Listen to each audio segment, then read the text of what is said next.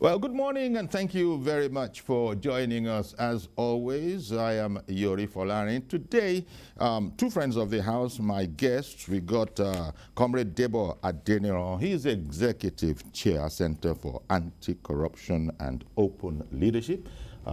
Comrade Debo, it's good to have you again. It's been a while, but pleasure. you still are. We haven't revoked your membership of the house yet. Exactly. Thank you very much. I'm happy that you still admit me. And another, as it were, permanent member. Yes. You know, is Comrade Libros Oshoma. Assistant to Uncle Yori. I've elevated myself. Libros Oshoma is a legal practitioner and public affairs analyst. Both of them, as you well know, are activists in the public space, especially in all areas having to do with good governance and that kind of thing. And in this connection, 5 days ago, you know, the news hit that the federal government had exercised its prerogative through the Council of State, and 159 convicts had been pardoned.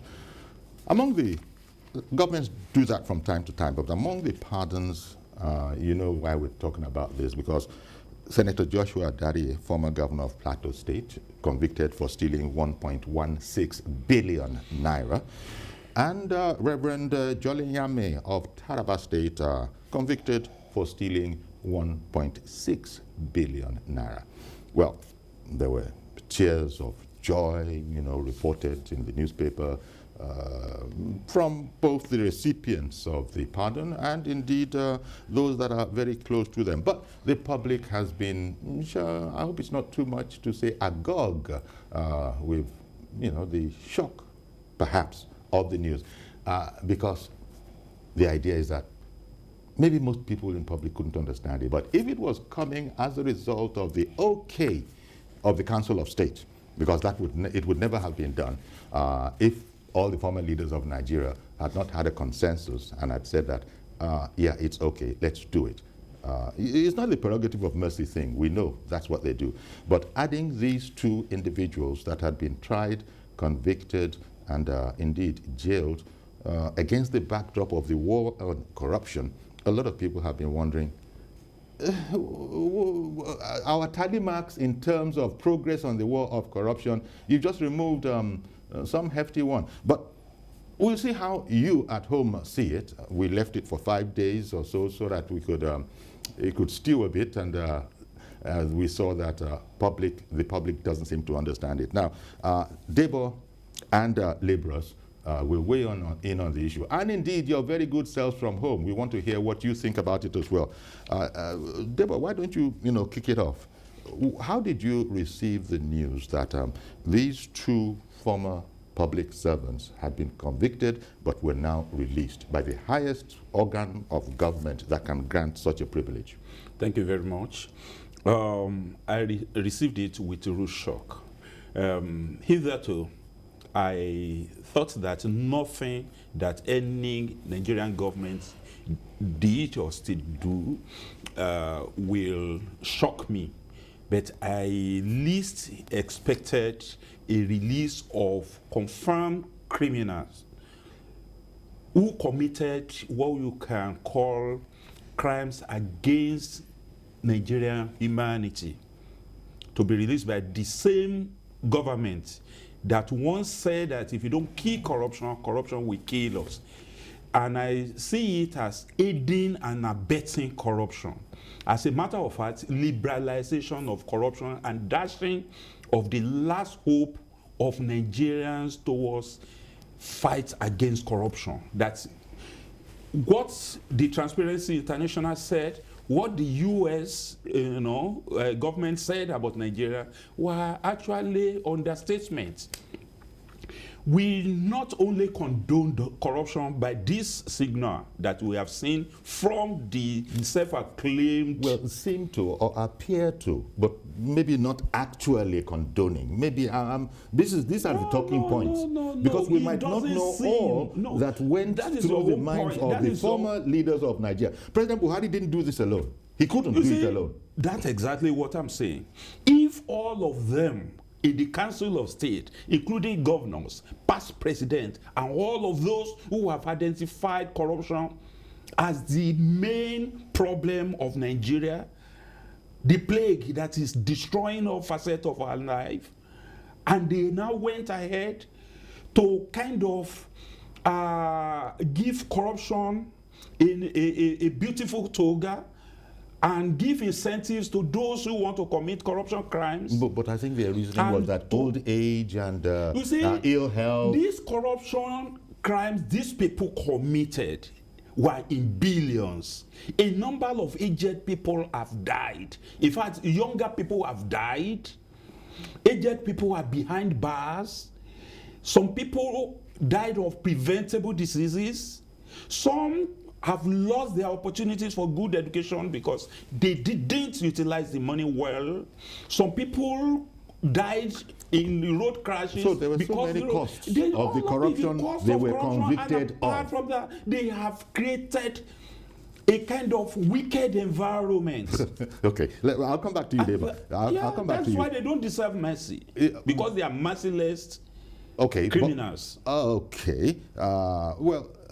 Liberals, this was done under the law, because we have to be very careful when we've said it often here that sometimes the law appears as an ass to the ordinary layman walking the streets, but the law is the law. This was done under the law. I believe old age and compassion, whatever, ill health, those were the kind of things that were going through the minds of members of the Council of State when they, what is the word now that is popular in comics? Clemency.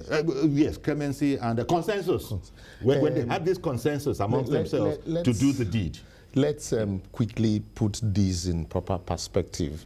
The Council of State just actually merely rubber-stamped what the president did. Permit me quickly.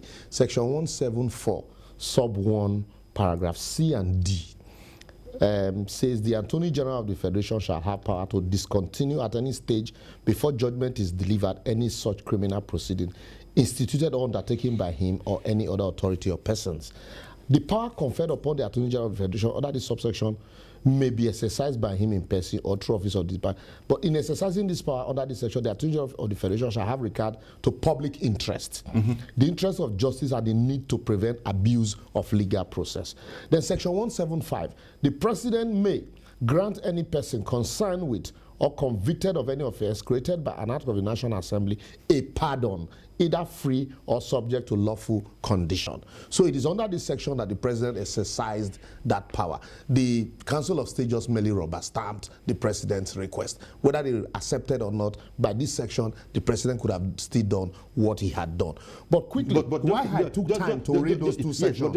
Just being theoretical, Liberals, you said the Council of State simply rubber-stamped what the president... Yes, because section 175, subsection 1 is clear. If they had disagreed, that's why I said whether they agree, no consensus, whether they agree or not, section 175 subsection 1 already empowers the president. He can go ahead. I think the law says that in consultation with the Council of State. When you take this decision, when you say consult, yes, it does not mean that when you consult, it does not mean that if they disagree, the president will be in the minority. That is why in every case of pardon, even in the case of Alamesia, what happened was Goodluck Jonathan took the decision even without consultation with the Council of State. So that's what I'm saying, that so that we don't conflate the issues. And then quickly also, I had to bring in the issue of the Attorney General and cases where the Attorney General had withdrawn charges filed by EFCC against persons being prosecuted for corruption. Danjuma Goje's case, including the case of the current chairman of EFCC.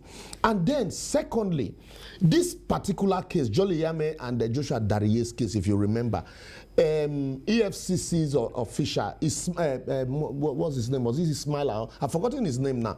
Was head-booted. A gun was used on him in court premises in the course of the prosecution of this matter. And then, quickly, permit me, I would read Festus Keamu's statement quickly, please. According to Festus Keyamo, it is shocking, confusing. Festus Keyamo is the Minister of State. Minister of State for Labour. The prosecutor for EFCC. Yes. Quickly, it is shocking, confusing, and disheartening that at a time when the general mood of the country indicates that the war against corruption is insincere, slow, and a sham, the president deemed it fit to even rubbish the little work that has been done by the anti-corruption agency in securing conviction of this individual. It is also disturbing that at a time when Nigeria is still ranking very low in corruption perception index, the president further damaged the image of the country by this singular act. This was Festus Keyam's statement 9 years ago. I was going to say, put it in context. I needed to, yes, because it's still very apt today. Because it doesn't refer to this particular instance. That's vintage Festus Keyamo. That was when everybody knows. Goodluck Jonathan granted pardon to Alamesia, who had served jail term through plea bargain. But in this case, it took EFCC 11 years, 11 good years to get conviction. Spending taxpayers' money. And this conviction was also affirmed by both the Court of Appeal and the Supreme Court. The same court that the president complained was his headache in the fight against corruption. And then the next thing, why they have not even served a quarter of the jail time, the next thing the government and the president could do is to invoke Section 175, subsection 1, to say, go and sin no more. Okay. Just few months to election. I hear you, liberals. Thank you. Coming back, of course. There were a lot of people, lawyers, we understand. We're not even making fun of them or anything like that. When they say you are not learned, so you can't understand some of these things. That's right. Maybe it's part of not being learned that will not make people understand. There's so many ordinary rogues, thieves, that have been convicted of stealing whatever, maybe a car, maybe 5,000 naira, maybe 50,000 naira. And because we must remember that, where are we? Daddy was convicted, the former Plateau State governor, of stealing 1.16 billion. And Reverend Jolly Nyame of Taraba, of Taraba governor, was convicted of stealing 1.6 billion naira. Now, the public, I don't think they were being cynical when they observed that. Hey, but if you steal a goat, you are put in jail. There are certain standards. That's why I brought this whole matter about not being learned. That's right. How it's okay with the law, that this kind of convicted thief, let it be said, this kind of convicted thief can be pardoned, but smaller thieves stealing maybe 5 million naira from a bank are in jail.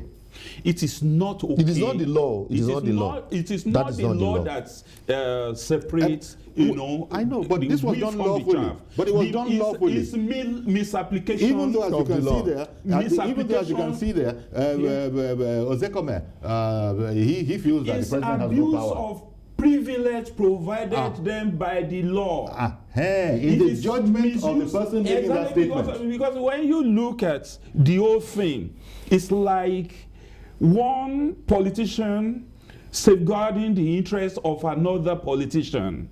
And you also know that some of these convicted politicians are supposed to be tools in the hands of those that are yet to be convicted.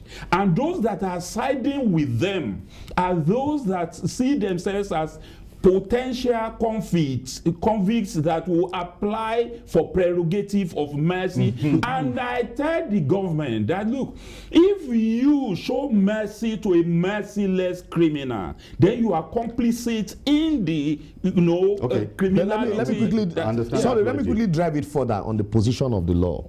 Do you know why Ozekome is saying that the president does not have powers under Section 175? Because under Section 175(2), which says that the president shall act in consultation.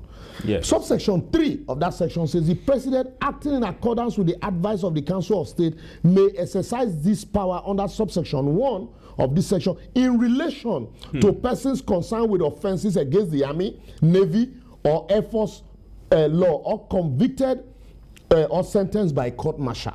So, if you look at this section, it is easy for you to say that maybe this section only borders on offenses bordering on a military tribunal. Yeah. But no, what that section means is that it includes even people that have been convicted by military tribunal, people that have been court-martial. That's why those other persons that were convicted for coup, it was easy for them to say, look, these people were wrongly convicted, grant them pardon. Nobody's talking about those ones. But for a court, a government that is fighting corruption, that says, like Debo has said, if we do not kick corruption, corruption will kill us.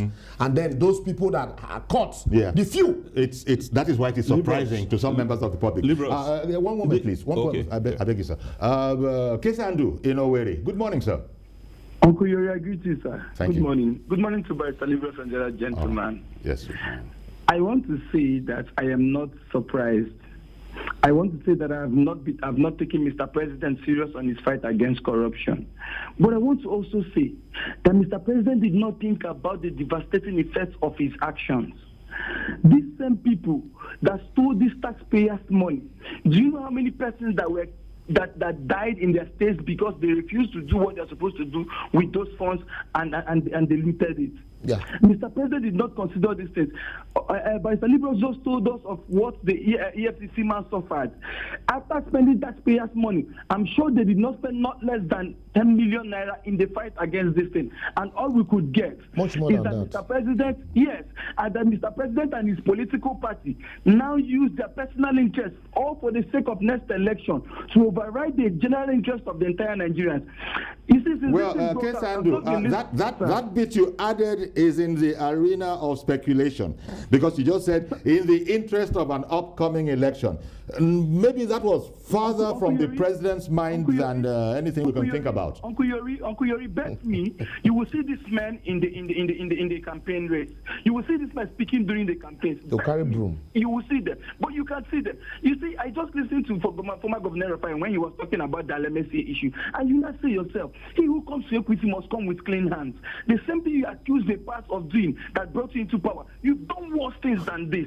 How do we justify this? How do we tell the upcoming young people that, you see, corruption is bad, looting public treasury is bad? If you do this, this is the danger. But now you have actually done this. You are telling Nigerians that you can go ahead, steal money, as long as you're in the good book, as long as you're going to repent and come back to where you're supposed to be, your sins are forgiven. Yeah. This to a reasonable extent has shown us that Mr. President does not mean his fight against corruption, and we are so disappointed for people who actually trusted Mr. President that is going to do this job holistically. I am not disappointed, but it's quite unfortunate, and it is bad for our democracy. Thank you, Kesandu. So, Debo, as you were going to say, I just wanted to add that cynics. The cynics who have said in the past, not relating to this particular case, but generally about convictions and corruption and criminality, that, look, the thing in Nigeria is that if you're going to steal, the Yoruba have this proverb, we don't eat frogs, only Frenchmen do.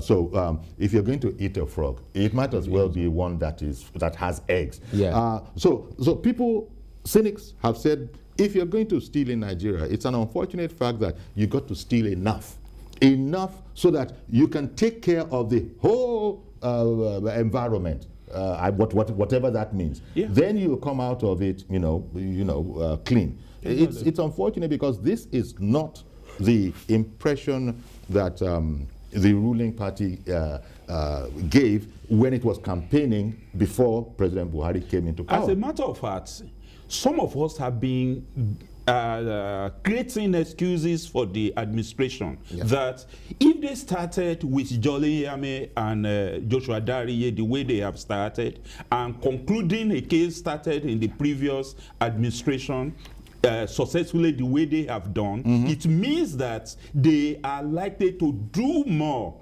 in the near future. The future we were looking at is what we have gotten to now. Instead of them making progress, what they were doing is to progress in error.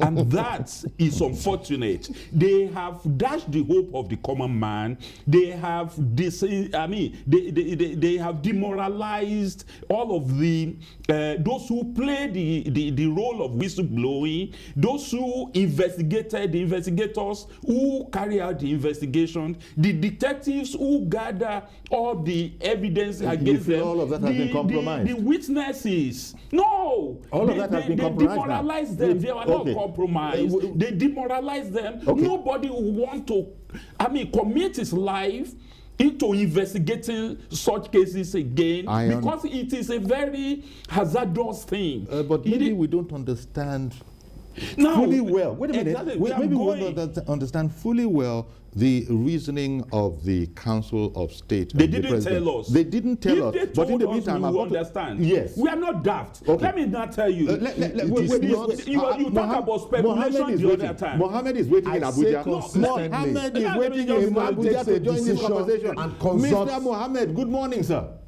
Good morning, Uncle Yori. Good morning. How are you? Good morning. Good morning, Uncle Yori. Good morning. Good morning. Yes, sir. Can you hear me, Uncle Yori? Yes, we can hear you loud and clear. Very good. Yeah. Yes. In as much as we love our president and he comes in with the mantra of fighting corruption, in fact, Uncle Yori, we are so much disappointed. Very much. We, the young people, we are so much disappointed with this singular act. As this our colleague, he read what Petis Kiamos wrote in 18 or whatever years ago concerning Bitria and Lamifia. This is exactly what is manifested. The statement of Kiamo is as fresh as today. This we are so much disappointed because even EFCC staff will be demoralized. They will say, even if I arrest you, they convicted you, 2 years they will leave you. So give me money, go. Give me what you have and then go. Even the ACT, the ICT, wallahi, I bet you, like Uncle Yori, they will not work like before. Nobody will be afraid again to go and now be arresting people. If you arrest, give me my own go. She cannot, because even they convicted you, tomorrow you, they will release you, they will pardon you. So what is my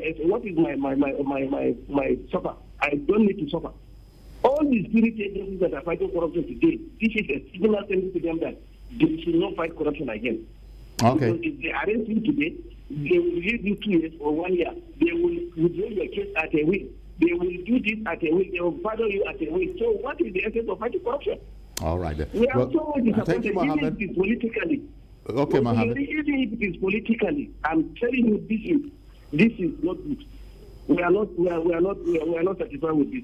All right, then. Thank you very much, Mr. Mohammed. You said maybe we didn't understand. I said maybe we don't understand But we- the thinking, and as you said, they haven't told us. They just said, No, but according to the privilege of the power vested in them. They are talking about age. They are talking about illness, Well, as if they have not caused In people. the case, mind you, to in fall all ill. of this, somebody's case was rejected. That's the former MD of Bank PHB, Francis Atuche's case for pardon was rejected.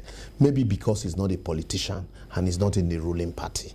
What this has clearly painted is that, like you said, still big joined the ruling party. When it was PDP, No, I didn't say still No. join the ruling party. No, like, I didn't say like, that. okay, I am saying. Well, okay, Yes, sir. yes, I am you are saying- saying. But I I am said the saying- cynics feel that the Oh, I'm one situation of of those corruption is so bad that if you are going to steal in Nigeria, just steal think enough. we Let are- it be in I'm billions. one of those cynics. Let it be in Yes, billions, Yori, and then you'll be able to buy believe- your way out Yori, of it. I believe That's what I that- said, and you are. I'm Yeah. one of those cynics. I believe that the system has left us with the liberty to speculate. And if we continue speculating, because they didn't explain what we want to understand. What is the explanation to give? The same President Buhari that jailed people 110 years, When he was 200 military, years yeah. for less than $1 million naira. Exactly. Today, he's pardoning people Some who drug stole baron 1 point was something shot. billion. Some drug baron was shot retroactively. Exactly. When he came to power. So you asking for reasons. Because it was- How the old is impression was Joshua given that- Darie? Is Joshua Darie older than you? How old is Jolly Yame? Are they older than They you? are strong enough to steal. They should be strong enough to serve the term. Apart from and that, I tell you, sorry, quickly. Okay. Apart from that, we no longer have prisons. What we have are correctional centers. That's right. The correctional centers have facilities to take care of their ill health. exactly. They have police hospitals. They have military Okay, hospitals. so, you can you take know, them to. you're addressing the And reasons that we think is we why this happened. And so, if it's about ill health, this is to correct their defects. Why will a man steal 1 point something billion that there's- you don't need? there's also compassion. Now, what we have There's done also now, compassion. what the system had done, what the society had done, what the president had done, and the Council of State had done, is to avoid a situation where the country would have been able to correct the deformity in these people's behavior. Well, that's your Should there conclusion. be And then age limits? I got to bring Super in. Super is in VI. Good morning, Super. Morning, Uncle Yari. Thank you for calling in. And to my two gentlemen, my able senior lawyer and the executive chairman. Nagesheka Super. Thank you so much. Uncle Yari, let me tell you how disappointed all Nigerians are in this issue. Because I remember during the time of the campaign of 2014, 2015, I supported the current president. Even up to today, my wife will tell me that I am part of the problem that we are having today because I supported the president. Yes, because I remember how my wife would deny me to give me food. He said, you are the cause of the problem, so you are not supposed to eat today. So that is number one. Uncle Yari, we have not seen anything yet. More will come because you know why? This present government, they want to do everything possible to win the 2023 election. And you don't be surprised that more will come. More things that we don't expect will come because they need to win the election, come rain, come shine, by fire, by force. And I tell you what, in fact, I am absolutely disappointed with this. I mean, instead of you to fight corruption, you are condoning corruption. They are condoning corruption. Condoning corruption. This is one of your language when you were covering that you fight corruption, you stable the economy, you fighting security. It is absolutely zero upon zero. Thank you very much. Have a good day. Thank you very much, Super, for calling in from VI. I just have to say again that this was done legally, even though I have heard that lawyers, legal minds have said that it's an abuse of power, but this was done legally. Should be in the public interests. Well, should be in the... In fact, some people have gone as far as saying that they might even have consulted with us. Yeah, that's what I said. Yes, but I don't know. Where they will have consulted with the people, because if they want to take a decision, they should they should fly the kite. Babangida, before he introduced SAP in his days, he threw it open. Okay, despite the fact that they imposed SAP or SAP on us, they threw it open, we debated it, and they knew where the pendulum swung before they said that, okay, we are not taking the loan, but we implement the conditionalities. Now, this time around, why are they doing it? They are not. Should there be age limit to convictions? Why did they actually delay the time of the court for more than 12 years before they are finally convicted by the Supreme Court? After spending so much money, after putting so many lives at risk, the life of those who investigated, those who prosecuted, those who gathered evidence, those who stood witnesses, those who play the role of whistleblowers, their life is at risk. These people will be walking the streets, as free men, and they will also want to contest election because they said that it is actually pardon, not just discount. Yes. Not just discounting the conviction.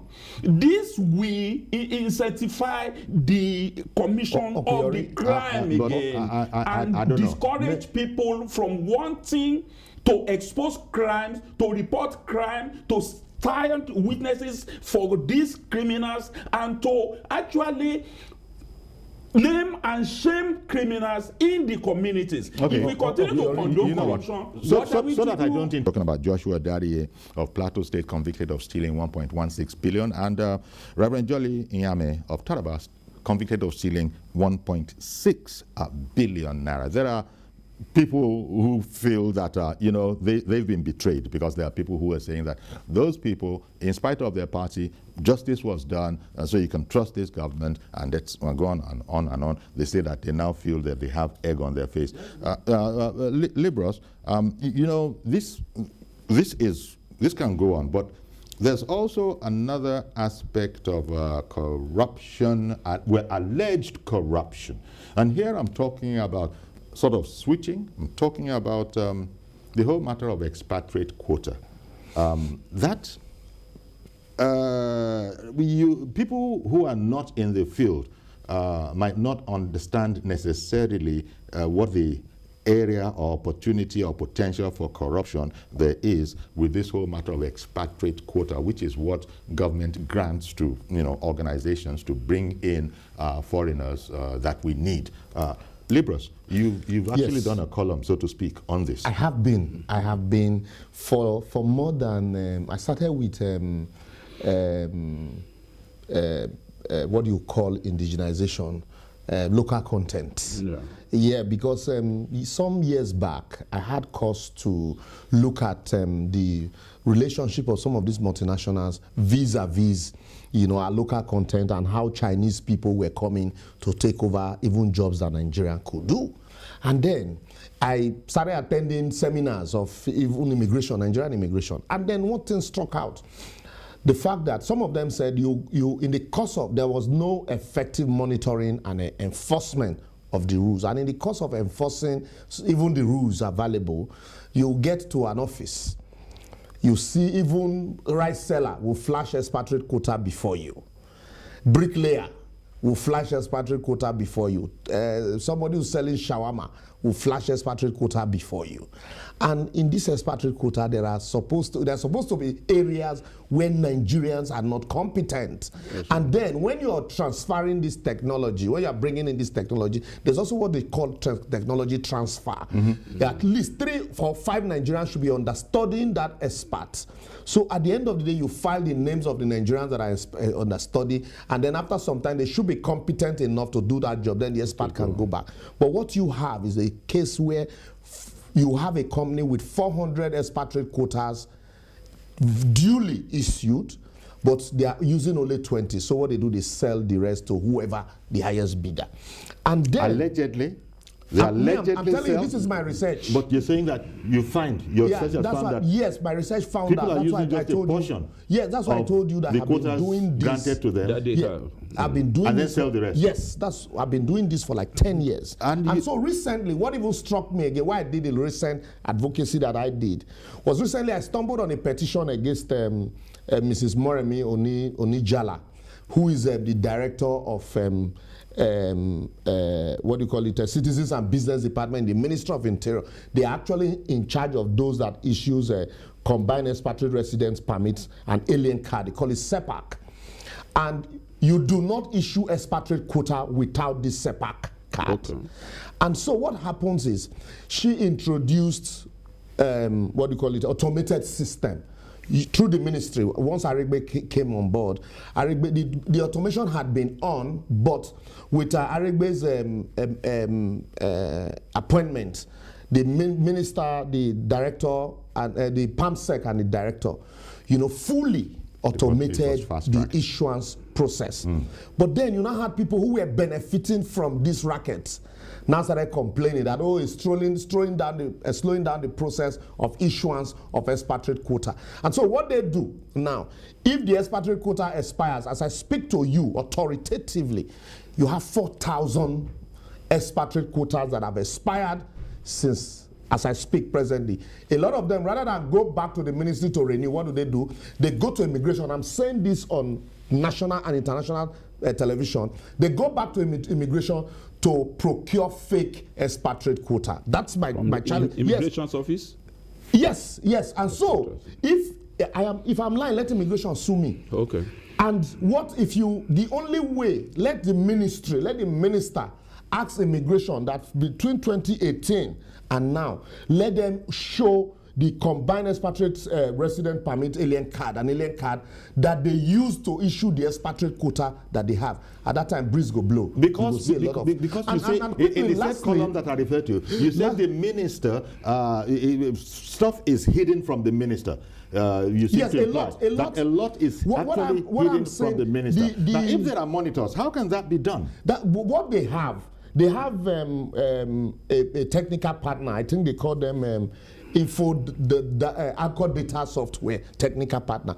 They have fully automated this process. But what is happening now is that compliance, deploying this process to ensure that not just the issuance of CEPAC, but also the issuance of the expatriate quota, so that both systems can interact. So you don't need to begin to look for. So that is where the problem is. And that's why for some of us, we are challenging the minister to say, look, we're talking about insecurity. That's right. So now we say our borders are porous, land borders.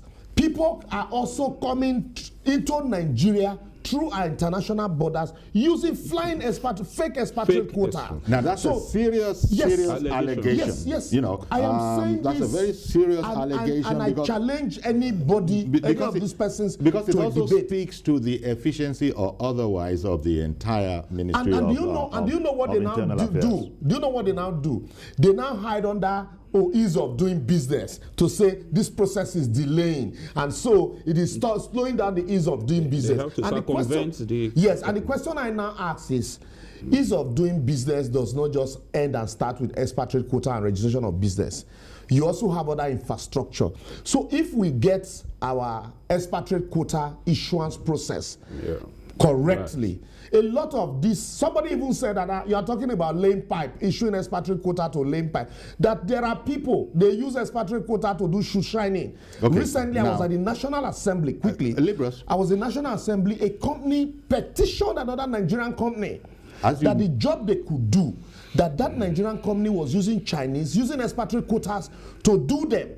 And where were these expatriate quotas issued?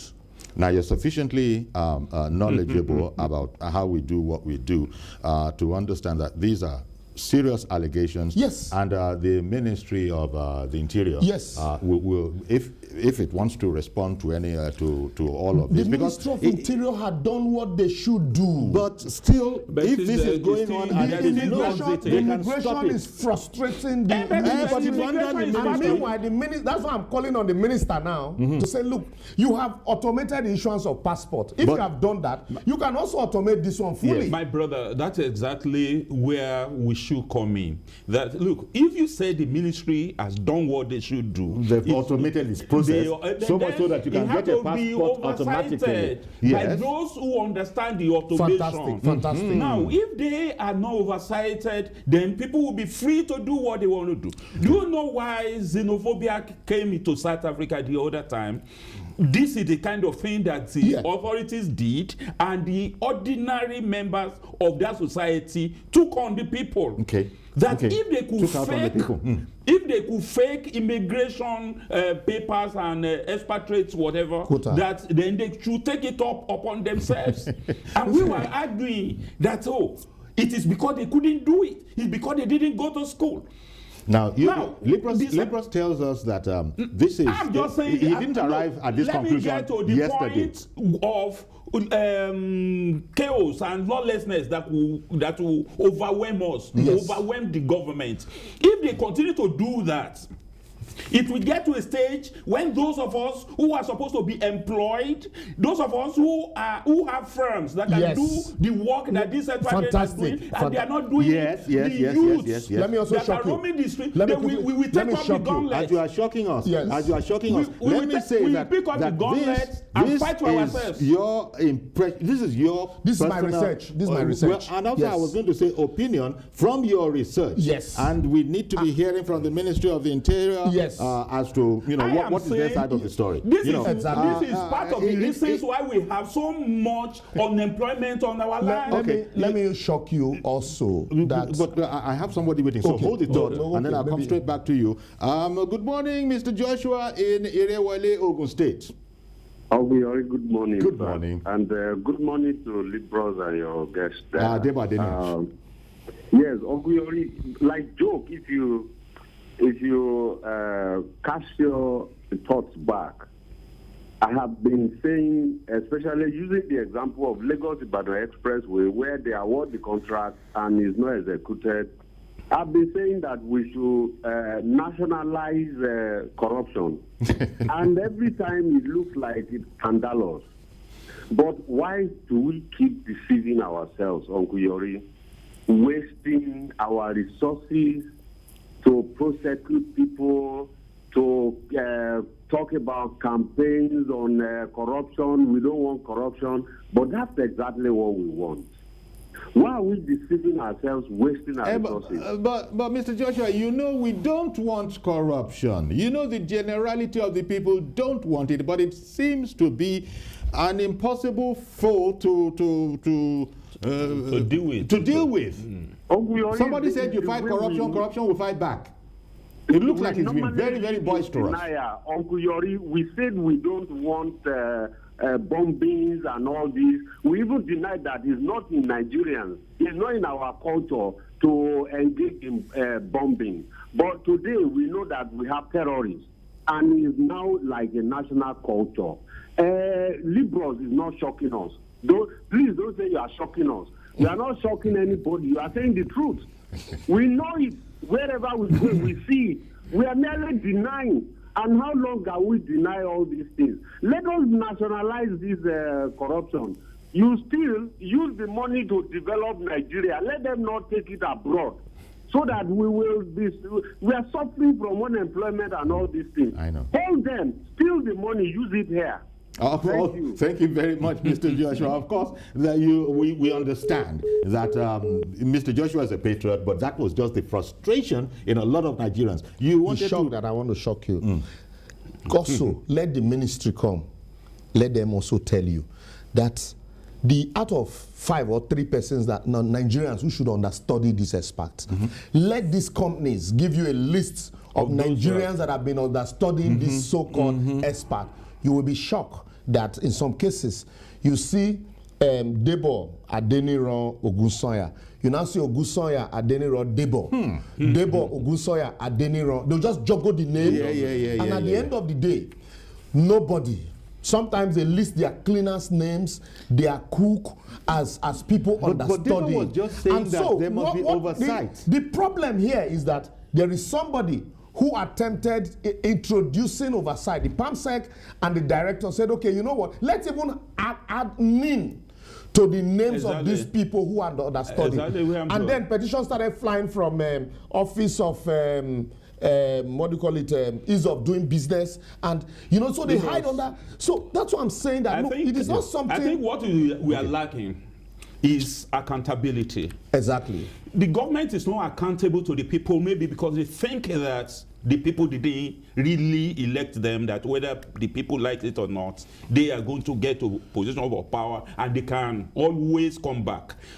All of these things, if it has been automated and somebody is oversighting it, then it wouldn't have been difficult for anybody to go to their website and have all the information on on the palm of his hand. But they are not doing it, and that is laxity. Laxity leads to insecurity. Insecurity that we are facing now. Somebody said that maybe that is why those that were released, those that are given prerogative of mercy, who are enjoying it, maybe they are the ones behind the insecurity. They may not be. There are so many expatriates from the neighboring countries and everywhere that we see all around. They don't have the necessary papers, and nobody seems to be asking them questions. We have several of them that they call herders. They do not have any paper and they are non-Nigerians. You know, immigration raids that we hear about in other countries, I've not heard of any locally here. They do it from time to time. Once in a while. Okay. But it is for those, like we acknowledge here, it is for the poor people. If you have the money to procure the expatriate quota using these same persons. And so in some cases, they tell these people, look, when this document expires, don't go back to the ministry. Exactly. You come back to us. And for me, I want to comment, I'm not a fan of Aregbesola, but this is something that Aregbesola has started. And because, like I said, for 10 years, even before this government came on board, I've been on this issue of local content, expatriate quota, renunciation. And so when Aregbesola came and I discovered that they were automating the process, and I felt, okay, this is something. A right step in a right step in the right direction. Okay. But compliance, that is where, like Debo had said, it's where the problem is. Okay, let me bring in Martins. Martins has called in from Abia State. Good morning, Mr. Martins. Yeah, thank you. Good morning. Not from Abia State. I'm speaking from Ebonyi State. Sorry. What's the difference? Ebonyi State. Ebonyi State. And that was the same mistake you are still doing. Anytime I call from Abia State, I'm from Ebonyi State, please. Okay. We take note of that. Ebonyi State. Okay. Yes. And please, I want to speak on the past topic before joining the topic. Go ahead. Yeah. You know, Mr. President or all of them giving themselves a soft landing, either for them or for their people. That is why they continue doing all these things, giving this type of pardon that are given to people. Now, for instance, if they say that man, those of them they are owed to suffer what they have done, let them bring their sons or their daughters, let them go and replace them in the prison. Because people are dying, and people have died because of what they have committed. Okay, I hear you. So if you're going to release people because of ill health and old age, then they must have children who are innocent, who can replace them, who have not been convicted of anything. Now you put those ones there because your father born you. Because your father born you. The father ate our grape. They share part of the loot. They enjoy the benefits of the process of the crime. As a matter of fact, all of their families, everything they have accumulated in their life should have been confiscated so that they begin again. And they know we don't know if they were dispossessed or not. We don't know. Usually the law doesn't like the beneficiaries the law can be adjusted. The committers of a crime to benefit from that crime. The law usually doesn't like it. No, and because when they declare their assets, they have to declare the assets and liabilities of their dependents and their relations. And that means that if they benefit anything while in power, their relatives are likely to be partakers in the enjoyment of whatever. I hear you. The same thing. That was what was the point of Mr. Martins. So they can be replaced, even if they Mr. Martins in Ebonyi State, that we mistakenly called Abia, and that he doesn't like at all. He takes serious exception. There are no bridges in Abia. Ada in Jos. Good morning, ma'am.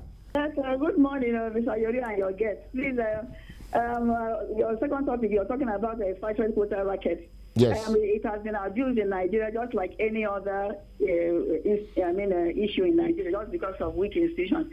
But permit me to talk on your earlier one, please, on the EFCC issue, the granting of pardon. Mr. Yori, if you ask me, let EFCC and ICPC or any grant agents, let them scrap it. Because it doesn't make sense. And any Nigerian, henceforth, who is going to play the role of a whistleblower, the person is doing it at his own risk, as far as I'm concerned. I'm not against pardoning anybody, but at least let the person serve at least 80% of that jail term in the first instance, So it doesn't make sense. It's ridiculous. I was really shocked to the marrow, I must tell you. This is just a setback for President Buhari. It's really unfortunate. I don't know those people who advise him, but with that body language, I don't understand it again. Honestly speaking, this body language, you get at review. God bless Nigeria. A body odor. Honestly, okay, thank you very much. I'm the worst hit. By this pardon, I am the worst hit. Because that is the only reason why I've been supporting the administration since the beginning. Stands against corruption. Yes, they stand against corruption. I thought they really are sincere at implementing all of the laws that will cause corruption. Are you now concluding that they are not sincere? It might well be that we don't understand. If you are not allowing that we might not understand everything that went into this everything they final told decision. us is about age and ill health. And their act has caused so many people to even age faster than they need to, and some of the people, they are citizens that they deny the benefit of the money they stole and falling sick. Many of them have died.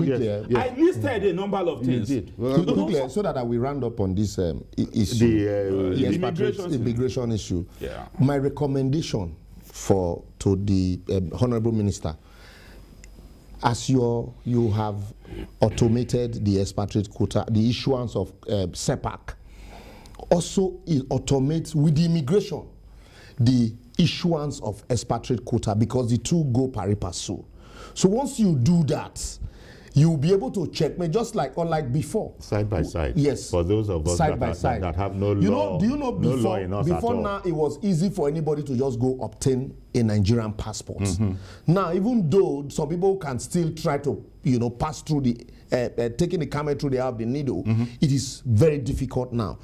Also, if this process, the issuance of expatriate quota, is fully automated and allowed to interact, the system is allowed to interact, you can sit down in the comfort of your home, like Debo has suggested, and just go online, apply, fill even if it's renewal, fill the necessary forms. You don't have to interact with any human being. The minister himself will have been able to monitor the progress being made. And like I said, quickly, Yeah. Oshu don't go. Alimosho don't go. This is the only thing that the minister has to hold to his name. Quickly, I must say this. Okay, That may not be true. That's my opinion. That's my opinion.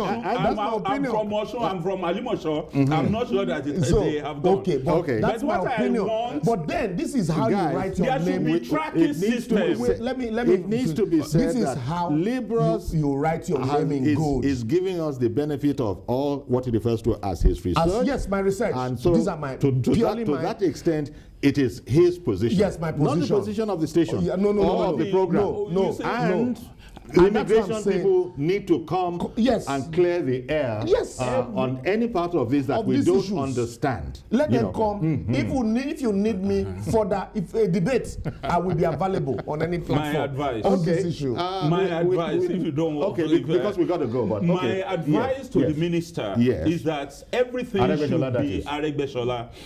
should be fully automated. Fantastic, yes. There should be tracking systems. Yes. And even let him investigate these allegations. These allegations should be fully investigated. Then there should be verification devices that if, in fact, NIN to be linked to all of it so that the biometric details will bring out any fake identity now we begin to agree. You're coming back together. That Buhari is not fighting corruption. I know this kind of topic is like that. We've run out of time, but I want to thank you very much, gentlemen, for coming on to help us air it. And this is also to speak to the that section of Ministry of Interior, the immigration section or department, to clear the air on this allegation made as a result of research that somehow Nigerians were being shortchanged by the inefficiencies in the system. Thank you very much, Libros Oshoma, lawyer, public affairs analyst, and also thanks to you, Executive Chair, Center for Anti-Corruption and Open Leadership, Comrade Debo Adinoro. Thank you very much. Thank you very much, gentlemen. My pleasure, sir. And indeed, thank you for being there and also, interacting with the program. Join us tomorrow for a fresh edition. I am Yori Folarin. Bye-bye for now.